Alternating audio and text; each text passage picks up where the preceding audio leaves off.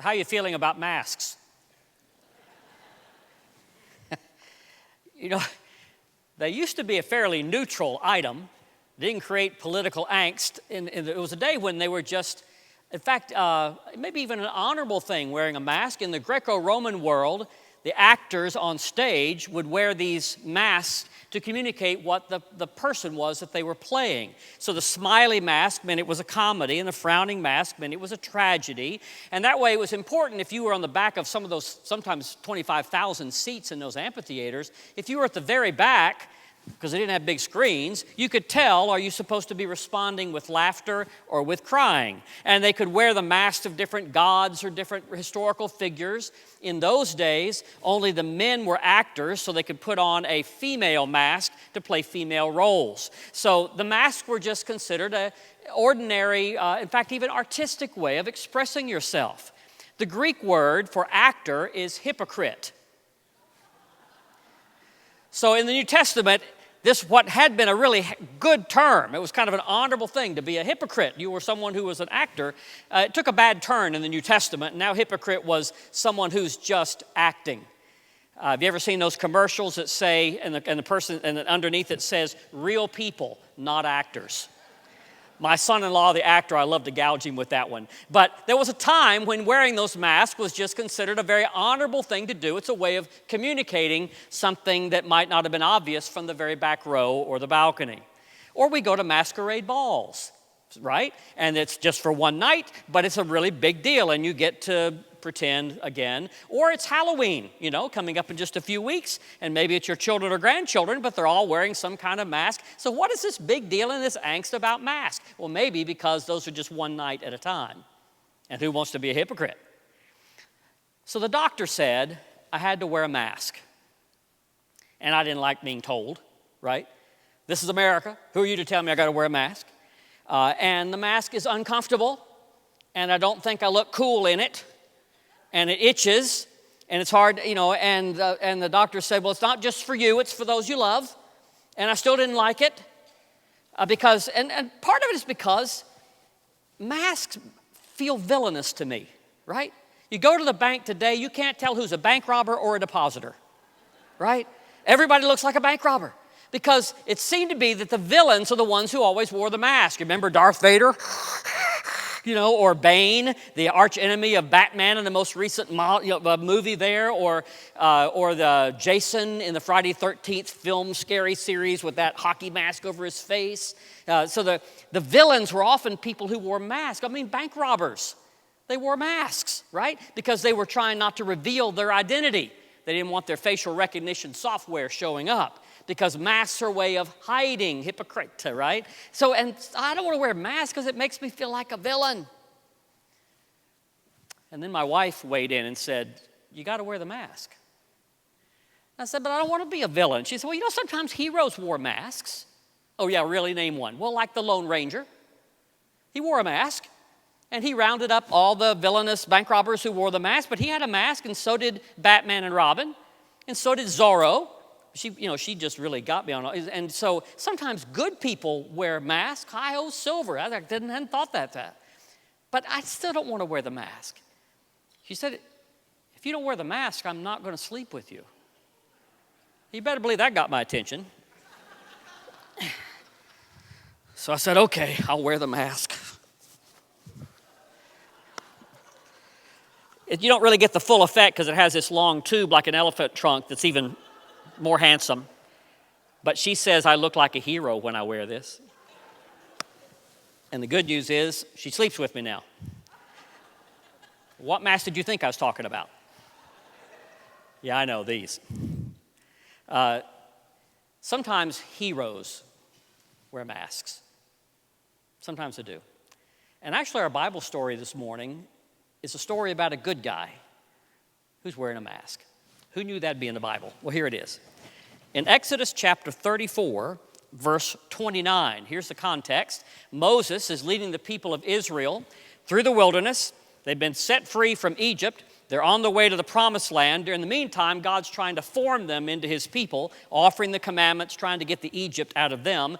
The first time Moses went up on Mount Sinai and came down with the 10 Commandments, he had no sooner been gone, like a pastor going off for 3 weeks and leaving the church to the underlings. He'd no sooner been gone than all the people started worshiping a golden calf. He comes down, he's mad, and breaks the 10 Commandments. Now, they were really breaking them, but he broke the tablets. And he gets over that a little bit, and Moses goes back up on the mountain and starts pleading and interceding that the people be given another chance. And so God gives them another chance and, in fact, writes another set of 10 Commandments. And he's coming back down now with the new and revised version of the 10 Commandments. And coming down that mountain, having been with the Lord, here's this interesting text. Moses came down from Mount Sinai. As he came down from the mountain with the 2 tablets of the covenant in his hand, Moses did not know that the skin of his face shone because he had been talking with God. When Aaron and all the Israelites saw Moses, the skin of his face was shining, and they were afraid to come near him.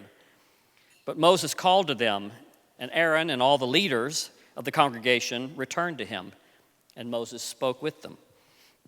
Afterward, all the Israelites came near, and he gave them in commandment all that the Lord had spoken with him on Mount Sinai. When Moses had finished speaking with them, he put a veil over his face. But whenever Moses went in before the Lord to speak with God, he would take the veil off until he came back out. And when he came out, he told the Israelites what had been commanded. And the Israelites would see the face of Moses, that the skin of his face was shining.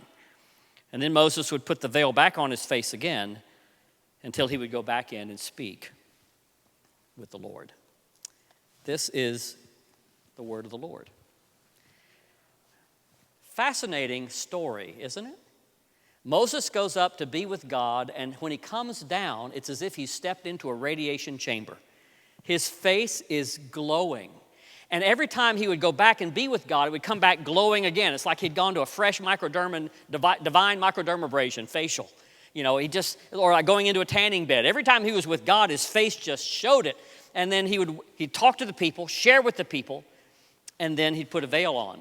He wore a mask every day. So, we got a biblical character for us. What is it about the face shining? What the Bible's telling us is that Moses came as close as any human being of talking with God face to face. In fact, the last verse of the book of Deuteronomy, the 5th book of Moses, says, there's never been another prophet risen in Israel like Moses who spoke with God face to face. And that's what was happening on that mountain. However close he got to God, something about what we sang in that earliest hymn, God hides in indescribable splendor and light. The glow of God became so great that the glow was reflected on Moses' face. How fascinating, frightening at first that was. If it makes you think of the transfiguration, it's supposed to.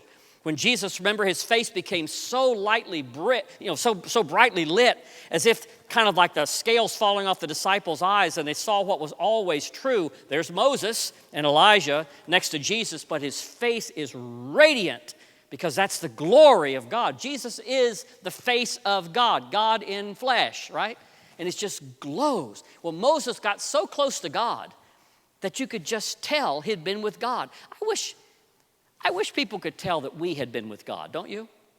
I wish it'd be obvious to people. They may not be able to put their finger on it, but wouldn't it be great if they could say, I don't know what it is about you, and if the it was, we'd been spending such intimacy with God that somehow we began to reflect God's glory. Well, that's the way it was for Moses. He put the veil on when he was off duty, I guess, and then he'd go get a booster shot when he'd go back with God, but his face just glowed. What is about that? Sometimes we say that faces glow. You ever heard that a pregnant woman, that you say, what? Oh, she just glows. You ever heard that? Or that when someone's in love, my grandmother used to say, you got to shine for her, don't you, boy? And because there really is something that's released. It's actually a hormone, oxytocin, I think it's called. Oxytocin is released, and it makes the skin kind of glow, and it's released when we are in love. When we're in love. Now, you can be in love with a pet or a dear friend, but when you're really intimate, then your face just begins to glow. I mean, it just lights up. Now, it was more so even for Moses there, but there was an intimacy about it. There was something beautiful. If you're not in love with anymore, if you're not in love, you have to use cosmetics and, hormone treatments to try to look like you are. But when you're actually in love, apparently your face glows. Wouldn't it be great? Wouldn't it be great if we were so in love with the Lord who is so in love with us that somehow something was still glowing about us? Wouldn't it be something? If we were that kind of face-to-face, which through Christ is actually possible. During a COVID crisis when there's no good TV anyway, might be a good time to figure out how to find your Mount Sinai. Some little garden, some little place, some quiet closet, some intimacy where you can steal away more frequently, regularly, joyously, intimately with the one who loves you so passionately. One of the reasons we don't like the masks is because it's hiding us, each other, our faces. And our faces are such an important part of how we communicate and how we know what we're thinking. Someone told me once that the deal with these masks that would be helpful is like you can't tell underneath the mask if I'm frowning or smiling. It's hard to tell. So someone said what you need to do if you're smiling, you just do this. So in the narthex, that's what we're going to do together, all right? So learn that. It means that you're smiling. But the masks are covering up our face, and yet our faces are such an important way of how we communicate. Moses and God got face to face with each other, and that's a lot to lose. When he came down, he would radiate. Jerome, who translated the Bible from the Greek into the Latin, and the Catholic Church used it for centuries, he mistranslated, actually, the Hebrew word for Moses is shining because it's very similar to another Hebrew word for horns. And so in the Latin version, it says Moses came down with horns. And so if you've ever seen Michelangelo's incredible marble statue of Moses sitting in the St. Peter in Chains church in Rome, some of you have been there. It's a 10-foot tall statue, but he has horns on his head. And that's because in the 15th century or 16th century, that's the way they were reading the Vulgate. He didn't have horns. He had radiating rays of light, which would be harder to sculpt anyway. But he comes down just glowing because he's been face to face with God. Well, we need faces desperately. So when we communicate like we do now with text so much and email, the problem is you can't tell from reading the words if that was a joke, is it sarcasm, did they mean it? So in 1984, a Carnegie Mellon computer scientist came up with emoticons.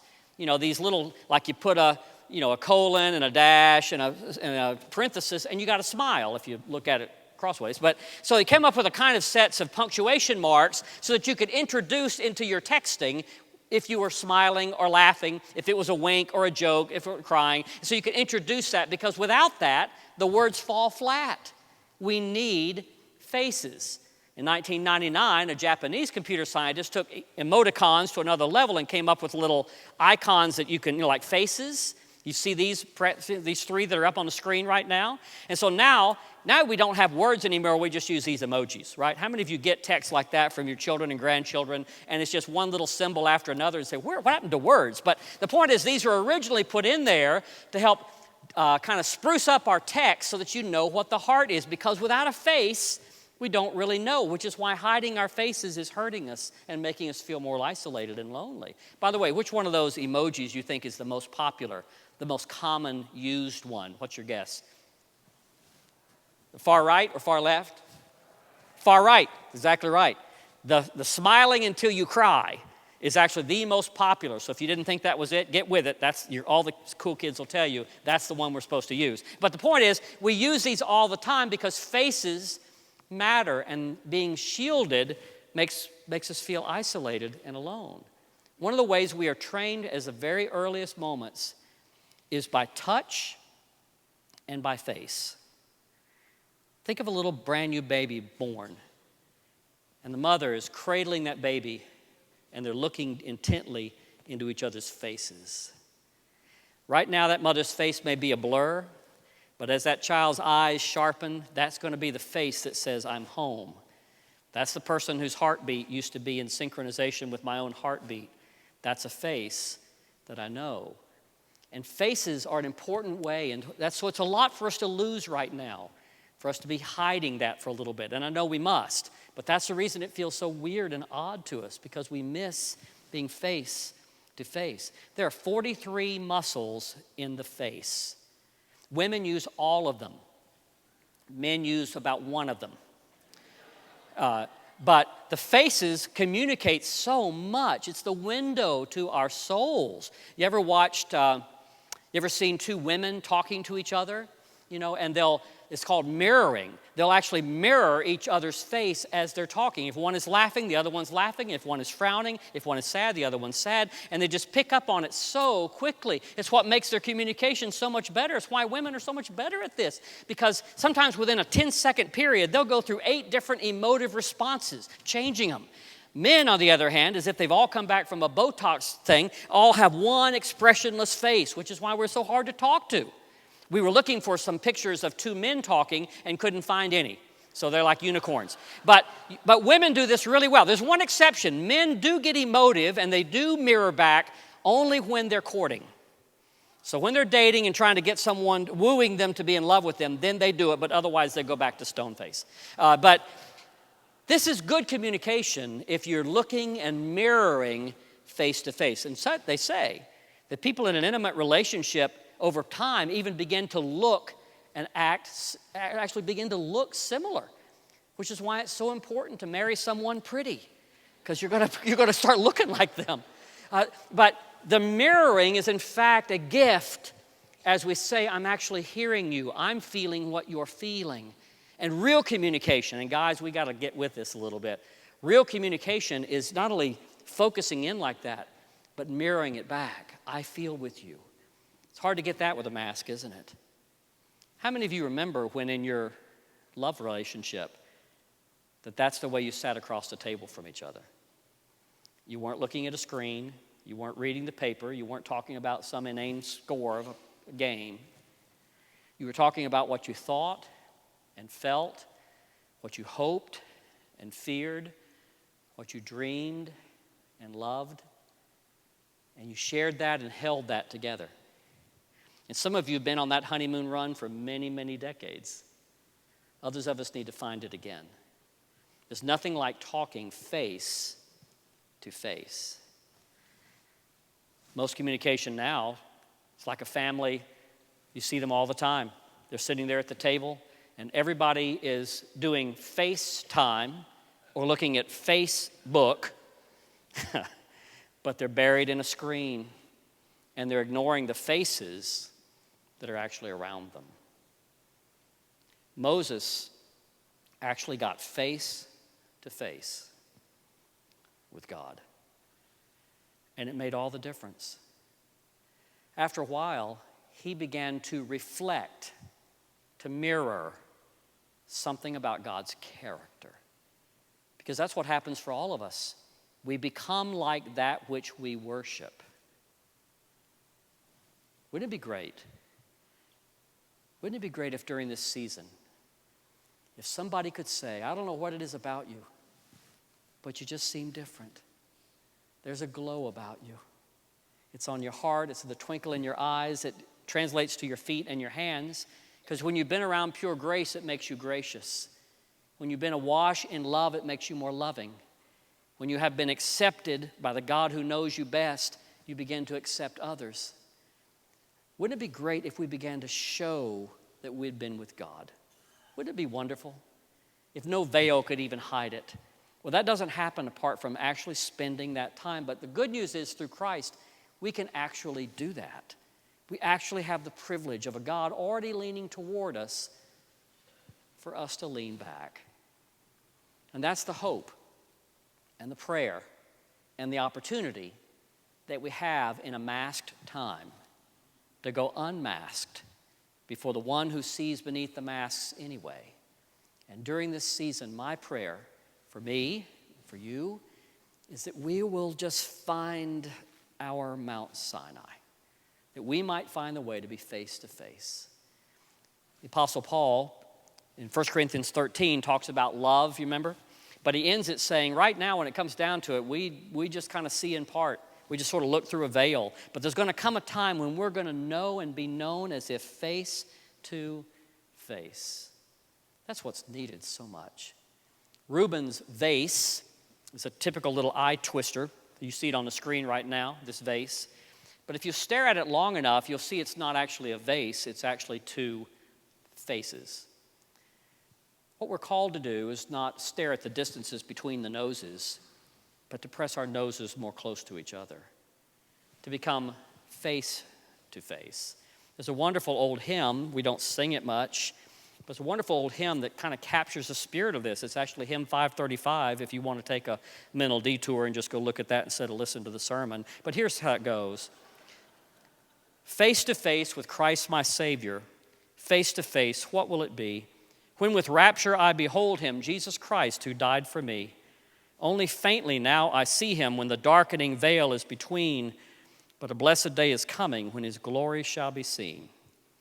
Face to face, oh blissful moment, face to face to see and know, face to face with my Redeemer, Jesus Christ, who loves me so. Wow.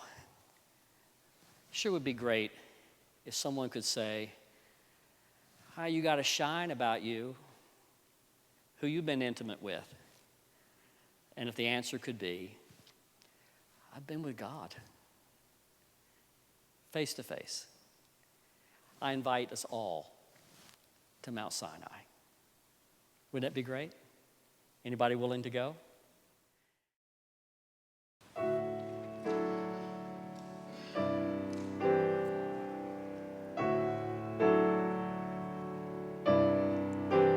Come thou font of every blessing, tune my heart to sing thy grace. Streams of mercy never ceasing, call for songs of loudest praise. Teach me some melodious sonnet, sung by flaming tongues above. Praise the mount I'm fixed upon it, mount of thy redeeming love.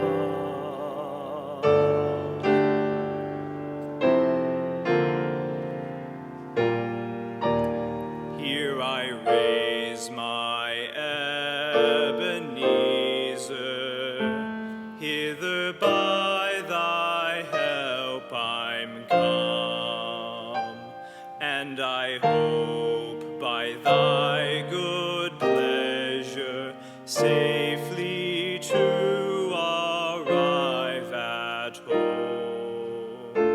Jesus sought me when a stranger, wandering from the fold of God, he to rescue me from danger interposed his precious blood.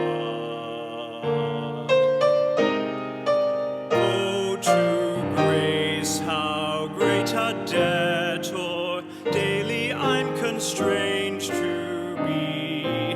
Let that grace now, like a fetter, bind my wandering heart to thee.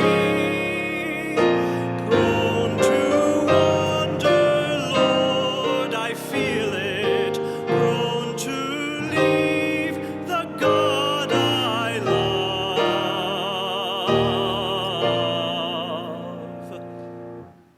Here's my heart, oh, take and seal it, for thy courts